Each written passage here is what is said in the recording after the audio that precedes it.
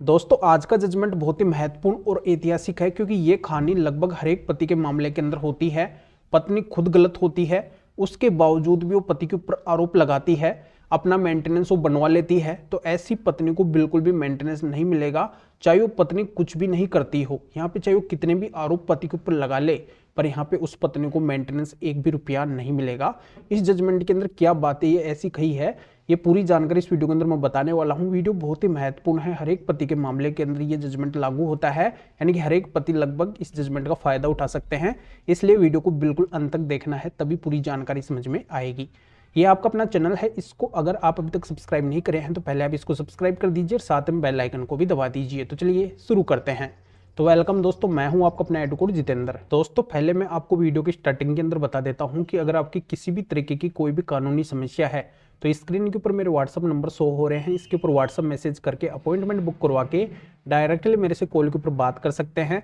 अपनी जो भी लीगल प्रॉब्लम है, कानूनी समस्या है, उसका समाधान मेरे से जान सकते हैं और अपने मामले के अंदर सफलता हासिल कर सकते हैं। तो चलिए चलते हैं मेन टॉपिक के ऊपर और बताता हूं कि लगभग हर एक पति के मामले के अंदर एक कहानी लागू होती है।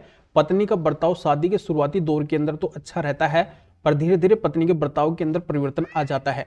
पत्नी पति के घर वालों के साथ में लड़ाई झगड़ा करती है, किसी के साथ में भी वो रहना पसंद नहीं करती है, वो अकेली रहना चाहती है, अपनी जिम्मेदारियों को नहीं निभाती है, किसी की बातों नहीं मानती है, हमेशा अपनी मनमर्जी बना के रखती है, घर के अंदर घर कलेश बना के रखती है। और ये सब इतना गलत करने के बाद में भी पत्नी क्या करती है कि पति के घर को छोड़ के अलग रहने लगती है, अपने मायके चली जाती है और वहां से पति के ऊपर मेंटेनेंस का केस कर देती है। पत्नी अपनी कोई भी जिम्मेदारियों को नहीं निभाई है, उल्टा पत्नी ने यहाँ पे पति के साथ में, पति के घर वालों के साथ में गलत किया है। और वो क्या करती है, जब मेंटेनेंस का केस करती है तो उसके अंदर पति के ऊपर, पति के घर वालों के ऊपर आरोप लगाती है कि इन सब ने मेरे साथ में गलत किया है, ये मुझे नहीं रख रहे हैं, इस वजह से मुझे मेंटेनेंस चाहिए।